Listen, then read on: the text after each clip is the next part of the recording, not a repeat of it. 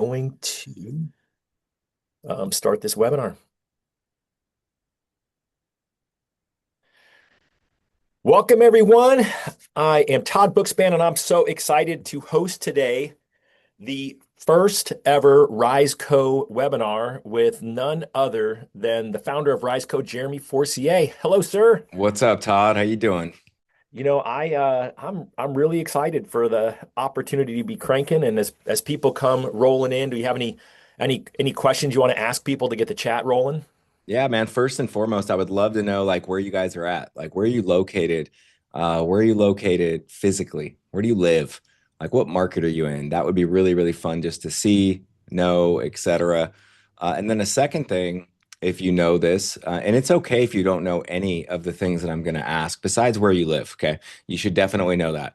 But outside of that, it's okay if you don't know the answers to these because they are going to be leading indicators like moving forward on how we build like a real goal business plan based on commitments.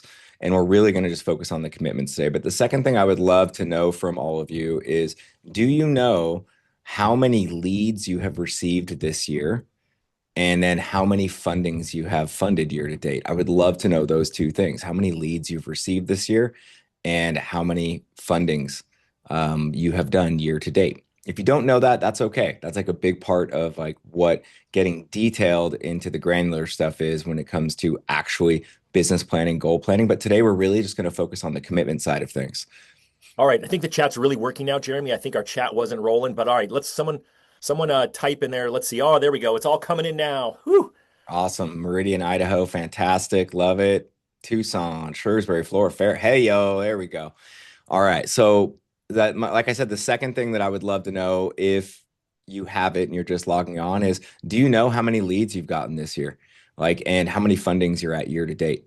I think that that's really important for the very end. And just to give you a little sneak preview, I'm really focusing on like commitments and what that's done for me in my business over the last couple of years when I really transitioned from just goal setting to like commitment setting on I can do these things for sure every day and they're always driving me towards progress in my business. At the end of this call, there's going to be, an opt-in to actually receive the whole goal setting playbook, but you have to do the commitment stuff first. It's commitments first, then it's like goal setting second. So awesome. 50 leads, 24 fundings. That's a baller right there. Fantastic. So, Todd, 181 leads if and there's anything else 51 that you closings from Mike. Mike, an old friend and coaching client of mine. love it, love it. Jeff McMullen, I see that 395 leads. I know that guy. Yeah, awesome, man. Todd, if you don't mind, I just want to hop right in, like in if just to keep time, like be sensitive to that and everyone else's time. This is recorded. You guys will receive a copy of this recording. You can feel free to, use any of the visuals that I'm going to share as well. Now, a lot of these people, I'm just letting you know, I'm looking at the chat real quick when I'm looking down here. I can tell the people that actually track really well because they fall into what a good conversion zone is. And I'm not going to spoiler alert it right now, like every single time. And I will tell you, it's less than you think, though. Okay. It's less than you think, but I can tell it's really, really, really, really, really good. When I see these type like Gina Myers, like that's dead ass, like dead ass on. So, first thing I want to go over with everyone here today, Todd, is like this idea of what commitments are. And if Todd, you just give me a thumbs up if you can see the screen. Great.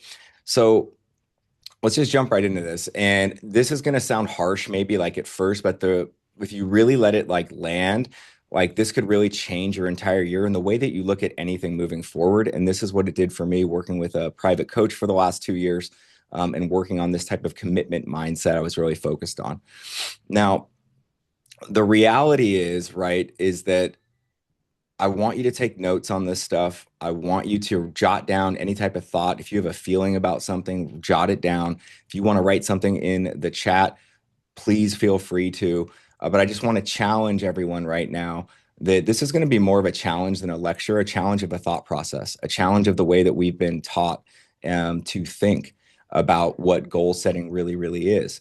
And like the cold hard truth is that like most people never hit their goals ever. I personally rarely had hit my goal. I hit them in 2020 and 2021, like no problem. but I was always setting like really big goals. And the reality is I was rarely hitting the goals, and I always feel really disappointed. And it's not because you're not working hard enough or you're not talented or you don't have the ability to create big goals and hit them. It's just because goals don't actually get you anywhere. Your commitments do, right? Goals are outcomes. I'm going to say that one more time. Goals are just outcomes. Commitments, though, are your identity. So when we focus on outcomes all the time, right, we're not focusing on the things that are really the most important and that actually get us and lead us there. Like fantasy and goals go hand in hand, which I'm going to jump into a little bit here in this presentation. But I just ask you, like, suspend any belief or disbelief that you have around goal setting just for the next 30 minutes so that you can really be engaged here and really understand what I'm talking about here. So let's just test this real quick, like against your own experience. So I would love for all of you, I'm going to ask you guys a question, okay? Is like, how many of you guys honestly have set a goal for multiple years in a row, the same goal for multiple years in a row? Just type it in the chat. Yes. I mean, I'll type in yes, right? Yes, of course. Like everyone should basically be a yes. There is always some type of goal that we've set for multiple years in a row, whether it's a health goal, whether it's a business goal, an income goal, like whatever it is. And that's not a you problem, which you should find comfort in. Like that's literally the antithesis of what the goal problem is. Like that is literally a goal problem. And if you have like kept that same goal and you felt more exhausted at the end of the year and not hitting it versus less exhausted, like that's an issue, right? So we all set like these really big goals, but when we don't hit them, we feel wiped out. And if they're so great, and this is a great like little line I came up with, like, so if goal setting is so great, like why do we keep renewing them like a gym membership that we never use? Right? I worked in the gym industry prior to mortgages a lifetime ago. And I would see people, right, that would sign up in January every single year and they'd have these big goals of what they're going to do. And then as soon as February 14th hit around Valentine's Day, I stopped seeing these people. Right. But when renewal came up, they always renewed. They were renewing on the hope. Right. And so why do we do that? And the answer really sits in like how goals make us feel. Right. But the reality is sometimes like how far away they live, there's a big disconnect there. So when we set goals over and over and over again that are the same every single year, it really just looks like this. Goal is the bullseye, and there we just have arrows everywhere, like around them. We're just literally throwing stuff like at the bullseye constantly over and over and over again, and we're ever and actually never hitting the real target of what we want to do. Now, the reason why I say that goals are fantasies is because like they feel good when you set them, right? We're like working in the future already, right? Manifesting all of those things. But when we actually go in to execute like goals, it's brutal, right? It's brutal when you try to execute on them. It's brutal when I'm trying to set up like a new thing that I'm doing. It is, but we have to accept that up front. And, you know, goals don't protect you from that at all. Commitments are what protect you from that feeling of it being brutal. So I want you to think about like where you negotiate the most with yourself, right? You negotiate in health, sales. Is it content? Is it relationship building? Like when I say negotiate, that's in a form of excuse, right? So we need to change that from like, I'm the person who, we need to change it to I'm the person who, instead of do I feel like it? Because feelings get in the way a lot of the times when it comes to goal setting. Now, fantasy feels really good. Reality compounds, though, and commitments are what reality is. So we have to figure out, how do we make commitments automatic? Things that we do every day, like brushing our teeth, wiping our butt, like really simple stuff like that. Like, how do we get to a place where we actually make the commitments automatic? And, you know, we all have to go through what I call the identity shift. And the identity shift for me, you know, I've had multiple over the years, right? There was a time where I was an unbelievable people pleaser, like where all I want to do is please people all the time because I didn't get a lot of attention from my parents, right, in the way that I wanted it when I was a kid. So I would seek that elsewhere. Then that bled over like into my business. And I realized that like I was always looking for like acceptance and praise, right? Rather than doing a really, really great job and just being the best at what I could be at. So a little over almost 2 years ago now, like something really, really shifted for me personally. And it wasn't because I set a new goal. I was kind of burnt out on setting new goals, but it was because I created a new identity, right? And so I made a really simple list of like 10 non-negotiables, right? Hey, I can control these 10 things on a daily basis, and I'm going to do them every single day no matter what. And I committed to doing that every single day no matter what. So like an example of that really, really simply is, some of you may follow me. If you don't follow me on, socials, follow me at Jeremy Forcier on Instagram. Like that's where I spend most of my time. But something happened that really, really changed me even just a year ago. And this is a great example of like a Go Ruck. Okay. So all a Go Ruck is just a weighted backpack. And I'm just going on a walk or a hike for like 40 minutes every day. Okay. That's all it is. Like it's not that big of a deal, but I made the commitment to, hey, I'm going to do this 365 days in a row, right? Whether it's raining, whether I'm sick, whether I'm traveling, I went to Europe with this stupid backpack, like whether I'm tired, like it didn't matter because it no longer required motivation. It just requires action. So anything that we're going to set into a quote unquote goal, we need to set the commitments into action only, no feelings. Like standard over feelings is something I was taught by my coach, Ben Newman, for the last 2 years, right? Constantly harping on me. And that's when momentum like becomes real, right? When we actually no longer have to negotiate with yourself. It's literally just something for you. So for all of you, they're going to be different. And you're going to be shocked as to what some micro commitments will do in your business. So if I have to do this ruck every single day, no matter what, and it's non-negotiable, I found myself being way more disciplined and focused in all the business commitments and goals that I made as well. It made it easier to walk through that gate. So like a really simple micro ritual, right? That would be an example of this is that like I told myself, I started out with 10 non-negotiables, taught them up to like 22 right now. Right. So you build upon it. But one of the simple ones is to like pack my bag to go to the office the next day, my gym bag, all my stuff the night before. I know it sounds stupid simple, but it makes it so that I don't waste any time and that I don't have to think about it and that it's there and ready for me to, like basically have logistics and discipline work together. So your You're lowering discipline, friction, Jeremy, right? You're lowering yeah, friction for the next day. And once you have way that, low. once you've got that clear list, right? So you shared that list on the call that we did last week. And I appreciated the fact that, not only do you have a list, you actually have it, you keep it out and in front of you. And right. So it's not like you Yeah. forget, like you need the reminders, right? And so I think that is really critical. And I love the fact that, right, you use that ruck backpack when you travel, like to carry all your stuff through the airport. And I can just see you getting stuck at security because you got this big ass, whatever, Yep. 10 or 20 pound plate in your backpack. Yeah. Yeah. Yeah. It's ridiculous. They try to take it like 4 times saying it was a bludgeoning device. Like who's swinging a 45-pound weight plate around at someone, right? Not me, but like let's go through. I'm going to transition to like, what's the real problem with goals? And I've identified 3 for myself. Okay. And I've tested this with other people that I've coached and that I'm coaching, and it's the same for everyone, it turns out. So I tested this theory and I know it to be true at this point. And the first problem with goal, like truly just making goals like your number one focus and goal setting, is that they are emotional. Like this is the number one problem, is that goals are emotional, right? And emotion is good to have, by the way, like as an anchoring support. But you need to know, is this anchoring me into the ocean to die? Or is this anchoring me in excitement and in moving forward?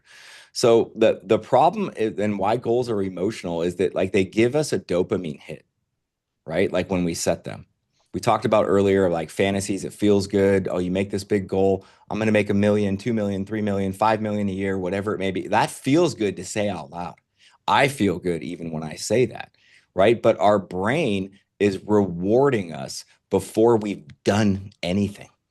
Like literally, our brain's rewarding us before we've even done anything. So then when we start the execution, as I said, like it feels like punishment. Like, and we don't want to feel punished in order like to be excited about pursuing. So it's not about the pursuit of happiness. It's like finding happiness in the pursuit. Okay, I heard that. I don't know where I heard it, but it stuck with me. I've remembered it. I think about it a lot. Is that it's not about the pursuit of happiness, it's finding the happiness in the pursuit of what you're actually trying to achieve. So, like commitments, though, convert our feelings into a protocol, right? And protocols are what we need to have standard operating procedures for ourselves that are anchored in commitments. So even if you don't feel like doing the reps, you just honor the rule of who you are. Right now, the reason why this is so important is that this is just neuroscience, you guys, and super quickly, it's called an anticipated reward release, like of dopamine, right? So the planning, the imaging, like it can substitute for action. So I want you to think about this, Todd. Have you ever experienced this yourself? I've experienced this with coaching a lot of people and having a lot of loan officers that have worked for me and do work for me over the years. It's like they're the plan to the plan to the plan, and then they're planning the plan of the plan. What might happen if the plan doesn't go right? They're planning that, right? And that is like that constant dopamine drip that we're talking about, is that people don't get into action fast enough and more consistently. So like if you are that person, it's okay, but what you have to do is change what you're addicted to, because that is an addiction. That is a form of an addiction. And it's literally you're addicted like to the high you get of planning. It's like taking a cocaine bump, but if you do that, you're going to be allergic to the work of doing. And I've seen it so many times. People come to me with these crazy business plans, Todd, and they're like, I'm going to do X, I'm going to get this crazy corporate healthcare account and I'm going to do 300 units from it this year. It's like, well, why don't we like just have the meeting with the person? That's great. And like do some commitments moving forward on how you're going to touch base with them on a monthly basis, quarterly basis, annual basis, weekly basis, and break it down. But you're going to be allergic to the work of doing, and doing is where commitments break that addiction. Okay. It's really, really important to know that. Now, the second problem that I see with goals, specifically when people are only focused on setting big goals, is that they're way too far away in the distance. So just think about it. Like distance kills urgency. So I'm a procrastinator, like most high performers are, quite frankly. Like Yeah, we all are. yeah, I'm a procrastinator if I feel like I have a lot of time, right? If I feel like I have a lot of time, I tend to procrastinate.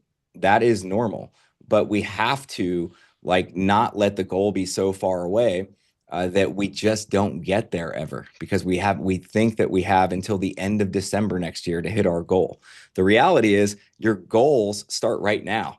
The action should start right now for whatever it is that you want to build and perpetually build upon. So like if you just think about this really, really super simply, right, is like what do you, and Todd, I love this because you're a win by noon guy. I wrote this down. Commitments compress the distance into daily execution. So number one for me is like, what must happen before noon? What must I do before noon, Mr. Win by Noon? What must I actually do before noon? I have a separate list of those things, right? So my little sheet here, right, that Todd's talked about that I keep with me, these are just my initial 10 daily commitments. These are all things that I have done well before noon every single day, right? That keep me moving in the right direction. And then you have to have other ones that what do I have to have done before 5 p.m.? Right? You have to compress that time down, down, down so that the horizon turns into a habit, and then that compounds for you, not against you. There's a Right? law So, about that, Jeremy, right? That it's Parkinson's law, right? That yeah. activities expand to fill the time available. And Yes. so, it's a real thing. And so when you force that on yourself to get those most important priorities done first, then it gives you the rest of the day to react to everything else that you normally put as urgent. And so I think it's Yeah. super critical that you bring that up. Yeah. No, it's 100%. So I would love to ask everyone and just throw it in the chat. Like, what's like a result that you've kept out there? So a goal, right? What are some goals that you've kept out there in your business, right, that haven't actually happened? Like what are some? Just write down, check. It could be anything. It could be close 20 loans a month. It could be make $1 million. It could be save, 100,000. It could be anything. So those are some things that you've kept out there. Now, here's what's crazy is that Todd, like when I asked the second part of this question, um, so what cracks me up about accountability and just our human psyche is that the next part of the question is like, if you could just guess as to what's one daily behavior that would pull you closer towards getting towards that goal, what would it be? What would be one thing that you could do every single day that would pull you closer towards whatever that goal is that you wrote down? What's one thing you could do? Put that in the chat. What's literally one thing you could do? Well, the crazy thing is everyone knows it, right, We Jeremy? all know it. Yeah. Okay. We all know it, but it's way easier to give other people advice than it is to myself. So I'm going to share like a quick story and give you guys like something that you can use every single day for the rest of your life. And if you're ever struggling with like analysis paralysis on what I should do next, and I have to remind myself of this all the time too. And whenever I do, I'm like, duh, it's way easier to teach other people, but it's writing down whatever it is you're stuck on, the frustration of not knowing what to do, feeling lost in the woods, whatever it may be. Okay. And I want you just to write down that statement of whatever it is, right? And what's crazy is that rather than you trying to solve it for yourself, I now want you to write down next to it, like, my best friend is having this problem. So, right. So Todd is having the problem of, calling realtor partners consistently on a weekly basis or coming up with a video content program. Todd is having this problem. You can solve it for someone else in 30 seconds. So I try to do, and I heard this on an Ed Milet podcast a few years ago, right? It was like, write down the issue, write down the frustration. Now, I don't want you to solve it for yourself. I want you to solve it for your employee. I want you to solve it for your best friend. I want you to solve it for your spouse. If you make it not your problem, you remove the what from it, emotion. You remove your personal emotion from it. You can literally solve it really, really quickly. And then you can move forward. So we all know what we need to do. We just need a little bit of help sometimes. And we need some reminders, right, on what to do. Now, the third problem that I see personally with goal setting, and this one really, really hits home for me, is there's no instruction manual, right? There's literally like we set these goals and then we're like, okay, well, I don't know how to do it, right? And that's where these like I want to lose 30 pounds. I'm going to use a health thing because it's easy, right? So I want to lose 30 pounds or I want to close more deals. These ambiguous like goals that we make. I want to double my income, right? Great, but how? When? With what system? Like goals don't tell you that. But if you work with someone that can get you super dialed in on what the commitments need to be in order to get you there, like a great coach, a mentor, like group, community, like then you can turn that, like instead of more deals, to commit to 10 one-on-one conversations every single day, 30 plus touches, POCs, I call them points of contact, right? One video to at least one person every single day, one gift, a daily prep and reflection through a meeting with myself. These are just examples of things that I built for other clients and I built for myself on the how to do it, right? So the structure is the success, like actually creating the structure. But when you set goals originally, you don't have any instructions. It's confusing. You're like, okay, great. I want to build a boat. What do I need to do first? Do I need to buy wood? Do we even use wood on boats anymore? Like we don't know. So having instructions is really, really important, but the instructions are just the commitments. They're actually way simpler than we would ever think. So you never, fall to the level of your commitments. I really believe this, Todd. You only fall to the level of your commitments. You never actually fall like to your goals, and you don't rise to your goals either. Like you literally are going to fall to the level of what your commitments are always.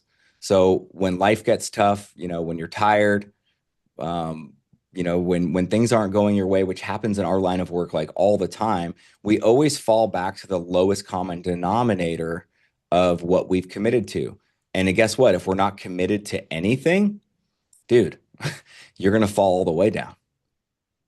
It's going to happen. Like I used to be a cereal eater when I'm stressed. And when I say cereal, I don't mean like actual cereal. I would eat that too.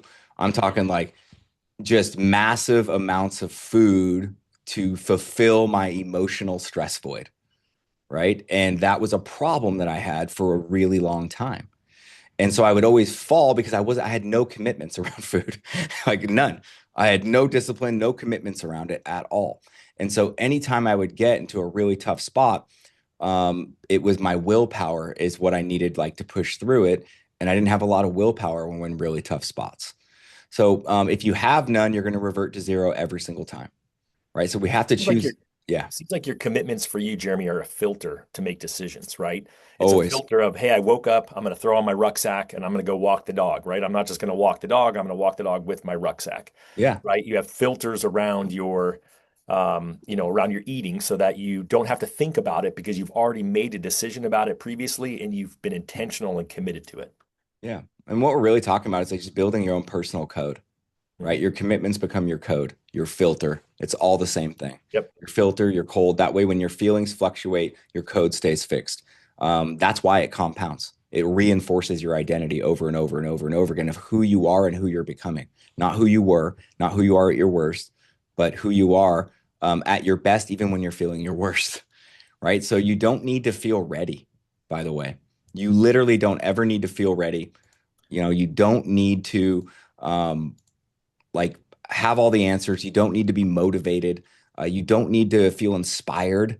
Like you just need to follow your code, your commitments, a set of rules, right, that are going to govern your actions under all circumstances. And I will tell you that this has changed my life over the last 2 years. I'm happier. I'm way more present. I get way more done in a short period of time. Like I don't need to work, 12 or 15 hours a day ever anymore. Like I just don't have to do that because it's part of my code on how much can I get done in a compressed period of time because of the things that I've committed to. Now, let's talk about some high performance commitments because there are some specific things that, regardless of where you are in your career, that I have realized work no matter what. And high performance commitments are really simple. And I'm just going to share one with you here. I have a list of 20 of high performance commitments, but I'm just going to go through one today, right? And it's the 10-3-10 rule. So for me, this is something that I commit to like on the daily basis because I'm going to break things down into daily, weekly, monthly, annually. Like, but the 10-3-10 rule is really simple, and you guys can all execute this right away. I'm going to teach you how to cheat within it as well. I know that a lot of coaches, whatnot, they're always like, you can't cheat, you can't hack. There's no, that's not true. Like, you absolutely can figure out how to hack things and make them more productive and make them better, right? So the 10-3-10 rule is really simple: 10 calls, 10 texts, 10 emails. Okay, so these are outbound 10 calls. I'm going to call 10 people every single day, and I try to do all 10 of those calls first, right? And the second part is the text. Then I'm going to text 10 people, right? And the third part is that I'm going to send 10 emails. Now, what's cool about this, and whenever I want to do massive, massive outreach, for example, I literally just do this. It's 10, 10, 10, 3. So I'll explain. So it would be 10 calls. If I don't get a hold of Todd when I call him, I then send him a text as soon as I hang up. And as soon as I send the text, then I send an email. This is a hack way to take 10 people and have 30 points of contact if you don't get in touch with any of them. And then I'll repeat that 3 times. So for 30 people, right? So you can compound this. And what I noticed is that my conversion on appointments went way up. My conversion on call or text backs went way up. My conversion went through the roof because of doing 3 different forms of communication with 10 people on a daily basis, like through the roof. Is it more laborious? Not really. It's not true. It takes 3 seconds, right, to send the text, to send the email. But if you follow just this 10-10-3 rule every single day, what it equals to me in a minimum is 100 points of contact a week. That means that I had either talked to or someone texted me back or someone responded to my email to set an appointment, say yes or no to the thing I'm asking for 100 times a week, right? And that's my minimum standard goal. for anyone that I coach as well as myself is that we just have to get to 100 points of contact a week. It doesn't mean that you have to bang the phone 100 times in a row. That's a waste of time, you guys. I'm telling you, it So is. So here's what I love, right? First off, you said you do it every week, right? It's Yeah. a minimum standard. It's not Yes. like a cute idea. It's something that you set as a standard and you do it. And what I like about it is because I'm all about the phone always, but I haven't done the text and the email follow up. And what you're doing is you're allowing that person to respond in whatever tech piece they want to Yes. respond with. Yeah. Because believe it or not, my default thought is nobody still uses email, but guess what? There are still people they live in email all day because that's what they do at work. And so I really think that is a great lesson for everyone listening to realize it's not about how you want to communicate. It's a reminder that it's about how they want to communicate. Yeah, and by the way, it also is this. I want to really remind everyone too, is that I think a big mistake that I see a lot of people that I've coached make is that they ask people how do they prefer to be communicated to. Don't do that. Communicate to them in all three, always. And you'll Just show up, do. but they're going to tell You'll you by how they react. You'll find out really fast as to how they communicate. But as soon as you give someone else the control, okay, of how do you want to be communicated to, and they give you an answer, it may or may not be true, by the way. Right. Like they say text only. Well, guess what? I have 1,800 unread text right now, probably. Okay. Like it's impossible for me to stay up on like real stuff that I need to handle just through text. And it's like that in loan and real estate as well. Like there's a lot of stuff you do need to talk to someone about. So maybe a text communication is, hey, what's up, Todd? I need just 5 minutes of your time to hop on the phone to go through two things real quick. That's the text. It's not texting them all the shit.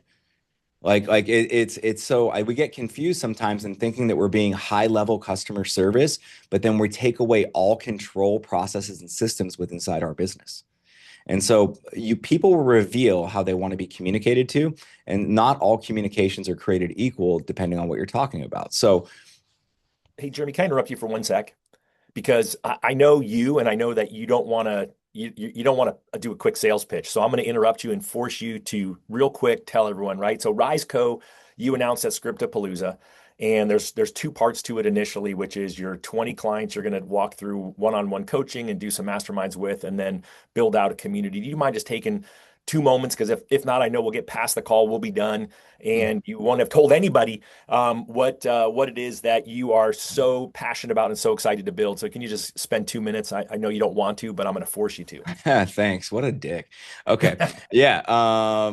Sure. So yeah, so I started a company called RizeCo, and I started it just based on everything that I wish I had through all my coaching experiences that I experienced, which were all great, by the way. I never really had a bad coaching experience, but there was always something really missing for me, something I really wanted, right? And so I built this format in two parts. Like one is one-on-one coaching. Like I really, really always thrive the most when I would do off week calls, one-on-one coaching, et cetera, rather than just group coaching. So I've decided to take on 20 like elite people through a full immersive experience over a 1 year program. It includes 3 events with crazy speakers that come in for just us as well. One-on-one coaching is included that too, just 20 people. And it's going to be like nothing you've ever experienced, where we go really, really deep on the individual and then come together as a small group of support as well on a monthly basis. So it's not for everyone, but I'm only looking to do 20. I'm not going to have energy or time in that format to do more than 20 people. We can get you any information that you want, of course. We'd be happy to provide it to you. We'll provide some links here at the end of this call. And then the second one is going to be the larger community that I'm building, right? Which is going to be open to anyone that wants to join. It's just like a monthly coaching call, scripts delivered every single week because I'm a script master and I just love doing it. So creating scripts that are being delivered on a monthly basis for people to use, homework assignments, thought of the day, things like that, where the people in the community can also help support each other as well and get some coaching from afar, right? That is going to be large format webinar style, like on a monthly basis. There will also be one event a year for the community only that we're going to be holding on an annual basis. So that's what I'm up to. I'm super, super pumped about it. Those things are coming here just after the first of the year, and we'll keep making announcements as they become available. Yeah, so if you want to get on the interest list, just go to riseco.com, or you can go to RizeCo, it's with a Z, riseco.co, either one. But there's a click on both of them to just fill out a quick survey, which will, it's like 3 questions, so you can fill it out real quick. And then that way, Jeremy will know whether you're interested in the one-on-one coaching, the community, or both. And he'll keep you posted about what's going on. Awesome. Sounds great. So hopping back into this here. So let's talk about enforcement of your goals and commitments that you make. And this is a real big issue, is enforcement. And listen, I've been guilty of this 500 million times, which is why I created it. Just so you guys know, everything I created, I tested on myself over the last 2 years. So everything that I've created, this isn't made up bullshit. Okay. Like I've tested it because I struggle just like any other high performer. I get distracted. Like I don't know how to enforce the things on myself sometimes. And I really had to learn self accountability rather than relying on someone yelling at me, like when I didn't do something. That never worked for me, it turned out. I never liked it. It didn't make any sense to me. Like, so this is totally different, but you do have to have some type of enforcement, okay, on yourself. Right. And so I think it's important to celebrate streaks, protect identity, not perfection. I really, really, really do believe in those things. But you do have to have some type of mechanism to check in with yourself on a daily basis and enforce the things that you said you're going to do and that you committed to. So I'll just give you like a really simple example. Like if I miss stuff all the time. Like I'm never 100%. I want everyone to understand that. Maybe like once out of every 16 days, I actually do 100% of everything that I set out to do in that day. But I always hit the commitments, these small non-negotiables that I have, no matter what. But we have more things that we want to do, like on a daily basis, even outside of that. But I don't beat myself up on it. As soon as like I miss, I just re-enter immediately, like with the smallest next action that will get me there. Right? Forgot to call that person back yesterday at 5:30 p.m. that you said you'll get to them by the end of the day. You realize it in your meeting with yourself the next day, send them a quick text. Hey, I didn't get back to you yesterday. That's a simple example of a smallest next action that's going to move you towards where you were supposed to be. So enforcement for me is just a daily meeting with yourself, right? And I have a template for this. You guys can all request it if you want. It'll be available in the community, as we talked about, that we're launching. It'll be available for anyone to use that you can make your own. But it's a really, really, really simple just mechanism that I run through on a daily basis. And I can give you like the format here, like real quickly. Like number one is I look at everything from the day before every single one of my appointments. And I look at them and I go, how did the appointment go? Was there anything I was supposed to follow up on that I promised I would deliver? Right? Is there any actionable item that I need to do versus am I waiting for something from someone else? Is there anything I need to communicate to a team member based on any of my appointments? Were there any gifting opportunities like in any of my appointments? This is my checklist. Okay. Were there any frustrated conversations or things that would be valuable from a training perspective for people that work in my organization? I go through and I look at all the appointments first, right? The second thing I do is I go through and I look at emails from the previous day. Was there anything that I didn't get to, like that I need to set, that I need to do it, delegate it, or delete it? The third thing that I do is I go through my call log. I make sure that I have all my talk tos tracked. How many people did I reach out to? How many did I talk to? Right? Just look at that. Were there any voicemails that I missed? Right? Any callbacks that I need to make? Make a quick list of that. Right? And then the last thing that I do is I just write down, okay, these are like the 5 things that I need to do based on the previous day's actions. So I'm tracking, I'm verifying, I'm reflecting, and then I go into action on anything that I missed. It's the first thing that I do every single day. So simply having just a meeting with yourself, this creates a filter, like a safety net in your business to make sure that you stay on point and that you're connecting with all the people that you're supposed to connect with. It's super, super important to enforce whatever you committed to the day before or that you wanted to achieve the day before, and actually try to figure out like some self accountability around yourself rather than always relying on someone else. Now, what's really cool about like what you're going to create these commitments, I have a whole workbook so you guys know, okay, it's 5-page workbook, commitments, then it transitions to goals. And what's really cool about this is from a commitment standpoint is that if you stay committed just for 30 to 90 days, you enter in what I call the momentum window, right? And the momentum window is when your energy gets better, your clarity increases, your confidence grows, you become tougher. It's not magic, it's momentum.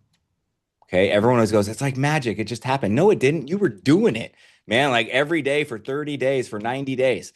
And it doesn't have to take 90 days for it to happen.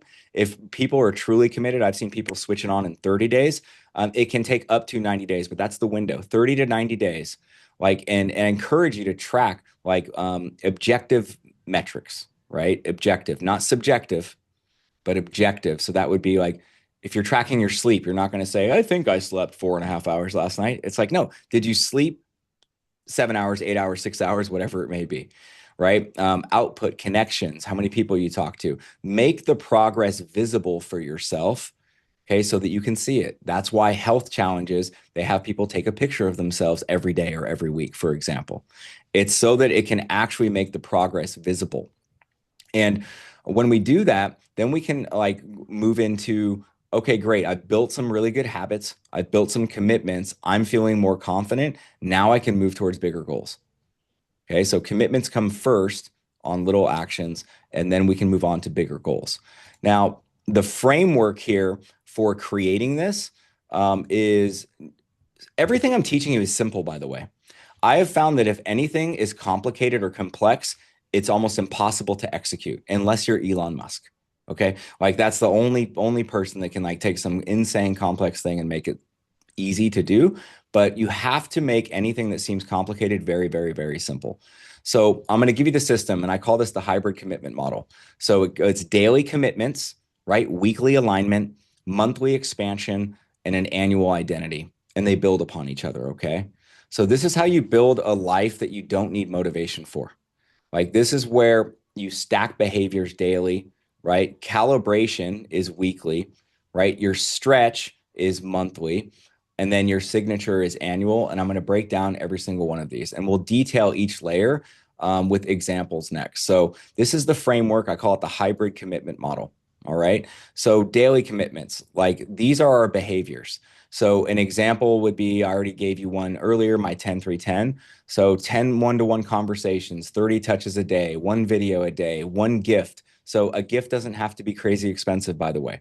Like a gift could literally be like a dollar scratcher. It could be a bobblehead. It could be anything. It could be a jacket you don't wear anymore and you give it away to someone. Like it, I looked for a gifting opportunity every single day, no matter what. I gift more than anyone I know, period. Like it, I look, but that's for me. That's something I created, right? For myself. I like to do it. It creates stickiness, right? But this is one act of kindness is something I do every day. I say no to one thing every day. These create momentum on a daily basis.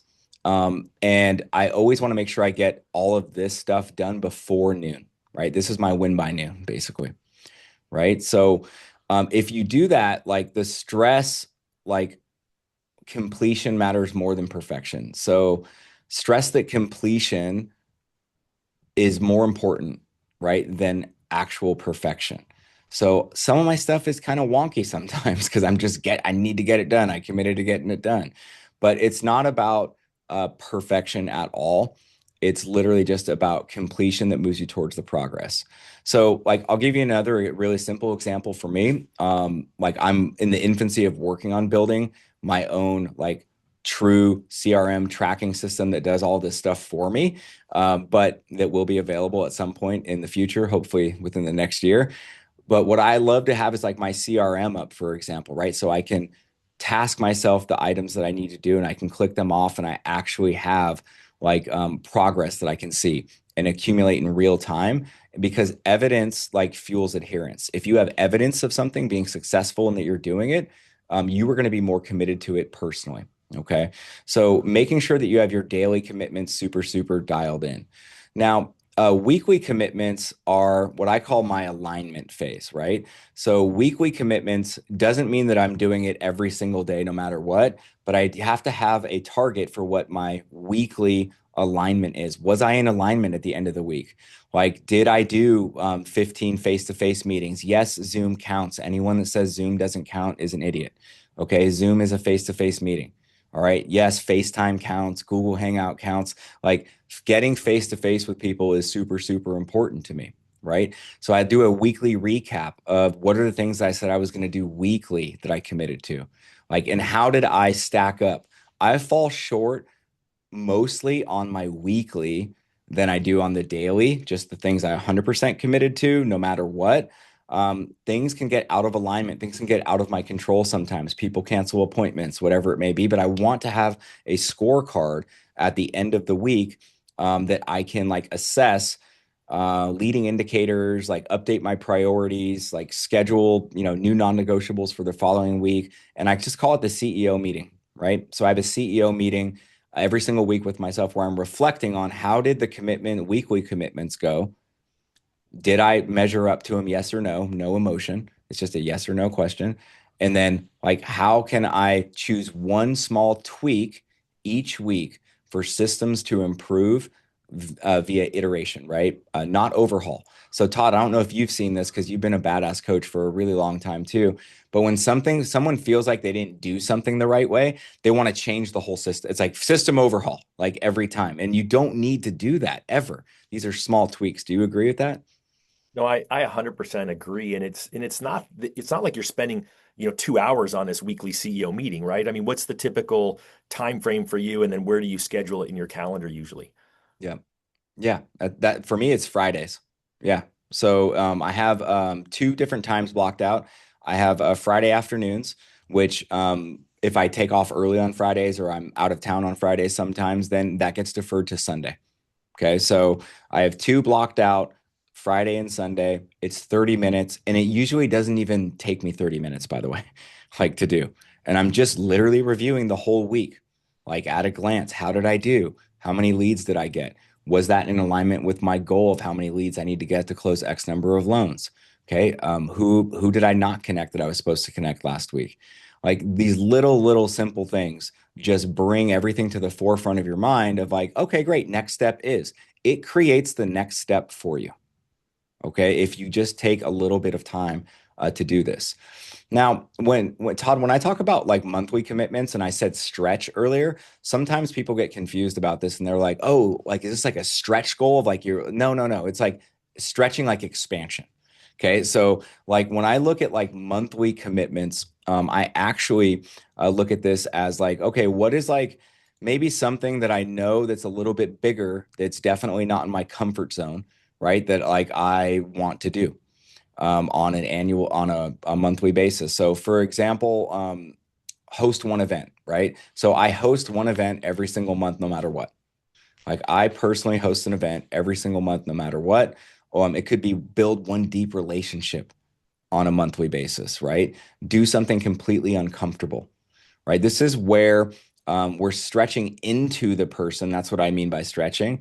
These are the uncomfortable thing that you're going to do that stretches you into the person that our goals require, the big crazy goals that we make, right? So it could be host a small roundtable on a monthly basis, like get a long form asset created like for your YouTube channel, deliver a live training, volunteer leadership in your community. Just choose something that scares you a little bit. And then like every month, just do that. Like I know that a lot of people on here, Todd, they think that like I'm this crazy social extrovert. I'm actually an introvert, okay, that has learned that I have to be socially extrovert in my job. And there's a lot to that. But at the end of the day, I was home by myself working on this presentation last night until 11 o'clock while my wife and family were having smash burgers at a friend's house I got invited to. Right. Like, so, and I was like, I don't want to go. I want to go. I want to tweak this. So that's a stretch for me. Like, that's uncomfortable for me, like to do and be in those situations and create these social events. right? So like And that expansion, surprised a lot of people, right? I mean, I think yeah, people think that you are on all the time. And I always joke, I call myself an extroverted introvert. Same thing, because there could yeah. be 200 people in the room and I'm going to find two or three people in the corner to hang out with the whole time and go deeper with them versus try to go say hello to all 200. Yeah, man, 100%. So the only reason I really like having big events rather than small events is because I can go, hey, how you doing? And I can move on. Oh, hey, how you doing? And I can move on. Like I don't, I know it sounds terrible, I love but it. but it's actually true. And I can introduce, hey, Todd, this is Gina, and I can, oh, I'll be right back, and I can leave. So. I mean so it's selfish in a lot of ways, right? But it's true, and it actually works. But I want you guys all to really, really hear this. It's so important, right? Is that like a signature of mine of expansion, so stretching, it's measured by courage. Okay, your expansion is measured by courage and contribution, not vanity metrics, right? Your expansion is measured by courage and contribution, not how many followers you have or how many likes you got on a post. Nothing has nothing to do with vanity. It's the amount of courage and contribution that you put into it. And when you can really understand that as a core value, it'll be a little bit easier to do all these things because then you can actually see progress rather than focusing on what you're getting from it. It's what you're getting from doing the activity, not for other people. It's for you. Now, the annual commitment that I talk about, which is our signature event, and when I say a signature event, just think about like this is what you are known for or you want to be known for, right? A signature event is just what you are known for or what you want to be known for. So, for example, like your annual, signature event is just one big thing that builds your identity, your brand, your community.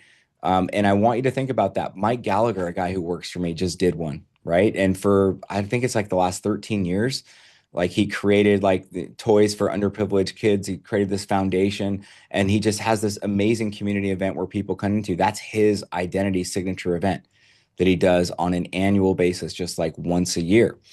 And it's like it could be an industry summit, a charity drive, it could be anything, a flagship product launch, like a community festival. It doesn't matter what it is, but I need you all to know that you need to do one big thing every single year, right? That is really embodies your identity and who you are. The goal is to create like gravity that pulls collaboration and opportunity toward you, right? So that's what the signature events do. I work on this with all of my clients, right? All of my students, my clients, like this is what we work on, building the daily, weekly, monthly, annual. And it's repeatable every single year. So you want something that's going to be like an identity multiplier, right? So for me, it's Sonoma Family Meal. So Sonoma Family Meal is a great organization here where I live that we found in COVID, right? That is delivering like, I don't even know now, it's grown so much, but call it 10,000 meals, right, to people that really are in need it. And they started like a whole kitchen program and getting people jobs and teaching them how to cook. And it's just an incredible organization. Well, so for the last 3 years, right, that's been every single thing I do, even my birthday party that I held, I said, absolutely no gifts. Don't want any gifts for my birthday. If you're going to come on the eve, I said, if you feel like you need to give me something for my birthday, here's a link to Sonoma Family Meal. Donate $5, $100, whatever you may be. We raised $5,000, like from a birthday party. Like, so, but that's a signature like identity multiplier for me, right? At their events, I believe in the cause. These are things that you can collaborate with people on. Okay. And your actions tell the world who you are. You don't have to say it. Like your actions actually tell the world who you are. So the summary of like behavior, alignment, expansion, identity, this slide is just made for you to like really just hammer this home and understand really simply like what I was talking about. So daily equals behavior, if you want to write that down. Weekly equals your alignment.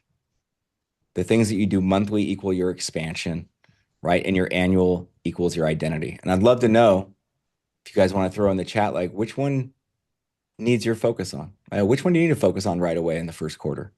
Which is the one I'm going to give you a hint. It's probably daily behavior, but I but was that's just expecting that one to blow up. So far, that's okay. 100%. Okay, I mean, that is my coach in me. like it has to start there no matter what. And then everything else, can be worked on over time and actually comes through a little bit easier. Like the big lie here, in my opinion, is that manifestation without movement Like manifestation is a multiplier of movement, not a substitute of it. We have to move into action. We have to get out of our comfort zone because that's where success happens like every single time. And the truth about action combined with accountability, and when I talk about accountability, there's two parts. One is learning how to be accountable to yourself first. You will never be accountable to anyone else, and you shouldn't have other people be accountable to you if you can't be accountable to yourself yet. It's so important. Like nothing moves in your life without action. Nothing sustains without accountability. Manifestation doesn't replace movement at all, ever, right? So it's think about it like this. Like here's a two-part test, right? Did you act today and who sees your scorecard? Did you act today and who you see your scorecard every day? You just don't look. Who did you act today and who sees your score? If either answer is weak, the system is going to stall out. Okay, if either answer of that test is weak, your system is going to stall out. But those commitments are what restore momentum and retention for yourself. So like you want to make sure that intentions with a deadline and a witness is really important, right? That's what real accountability is. You have to be the first witness. Like even if that witness is your future self, which I know sounds a little abstract and psychedelic, but that's how my brain works. I'm like, hey, did the Jeremy I said I am or that I'm going to be, what would they say about this accountability? Like, and usually, guess what? It's a little disappointing sometimes. It's a little hard sometimes. It's a little hard to actually go through that exercise sometimes. So, collaboration, and I kind of already got to this, like, is a superpower, but it has to start with you, 100%. Like you can't collaborate effectively ever with others until you've committed to yourself first. So I want you guys all to commit to yourself, to commit to creating the playbook that I'm happy to send you. Like commit to go through that 5-page document. And then after you're done with all those commitments, then make your goals for what your goals are going to be in 2026 as far as income and fundings and all of those things. Because partners want signals and consistency and follow through and scorecards. Like they do matter, but you want to publish your commitments to collaborators, but you have to be committed first. And transparency, being super transparent with yourself as well as with others, like invites compounding support and standards. And standards is really what we want to build here. Now, when it comes to actual goal setting, Todd, because I'm like the anti-goal person, okay? You have to do the commitments first, but I'm going to give you guys all some really simple insight, okay? The actual goals as far as income and what is actually simple. Okay, so I think that everyone on here should create 2 income goals for next year. You should never commit 1, commit 2. Okay, the first goal is the actual real goal. Okay, the real goal should only be 10 to 20% higher than whatever you did this year. Everyone's like, no way, I want to triple. I know. That can be the second goal. Okay, so the first goal I have found always has to be just 10 to 20% higher than whatever. Now, if it was 20% higher and you did that 3 years in a row, would you double your income? Yes. If you did that for 6 years in a row and you just grew 20%, 60, you would double that again. It'd be huge. So you go from 250 to 500, 500 to a million in 6 years. Seems pretty good, right? Yeah, seems pretty good. I that's what I did, right? I just did it that way. Now, it's okay to have the big goal too, but the reason why we just don't want the 500,000 goal or the $2 million goal or the $3 million goal, whatever it is, to be just there, that's that distance that's too far away. So what you do is you create the annual and then you create the bigger goal. You never change your bigger goal ever until you actually hit it.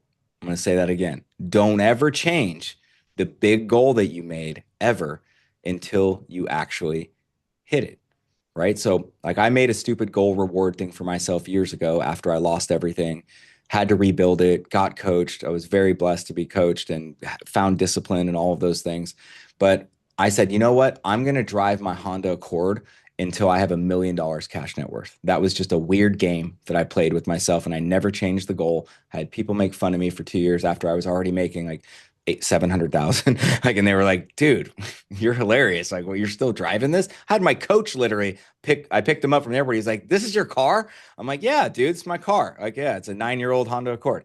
So, but but then I will tell you, because I didn't change it, it focused my minor commitments way more until I actually got there. I didn't stop doing the commitments that I made all the time until I got there, and then I got the reward. So I'm going to send everyone, and Todd, we can finish up. If anyone has like a quick question or anything, I'm happy to answer it. I said it would go an hour. We went an hour. You will all get a follow-up, okay, email where you can have a link where you can go ahead and download the information that I talked about here on how to create your playbook. If you want help on creating your personal playbook more, we can look into that as well. Todd already mentioned you can sign up for, are you interested in the community? Are you interested in one-on-one coaching? But I will send you the whole playbook on how you can create the commitments yourself. The one pager as well, as far as these are your goals for next year, as far as business is concerned from an income standpoint. And I'm just so honored that you guys spent an hour with me here today. Jeremy, that was awesome. So the follow-up email is going to come from hello@RizeCo. So be on the lookout. If you don't see it, check your spam and mark it as a safe sender. We'll probably shoot it out potentially through Zoom, because sometimes we get through your mortgage company spam filters as well. And I was a lot of fun, Jeremy. I think you unpacked a lot into an hour. Your 4 hours of preparation last night, you're skipping smash burgers with your families, was a gift to all of us. Awesome, man. Well, I look forward to what the future holds. And just remember, it's commitments over goals, no matter what. Uh, really just have that in your mind all day today. Like commitment, commitment. You don't have to worry about the goals if you just follow through with your commitments. So thank you, Todd. I appreciate you being my guy. And I hope that everyone has a fantastic day. Happy Thanksgiving. Yep. Happy Thanksgiving, everyone. Head over to RizeCo with a Z, rizeco.com. Click on that link, get on the interest list. We super appreciate you being here and wish you all the best. See you Take soon. care.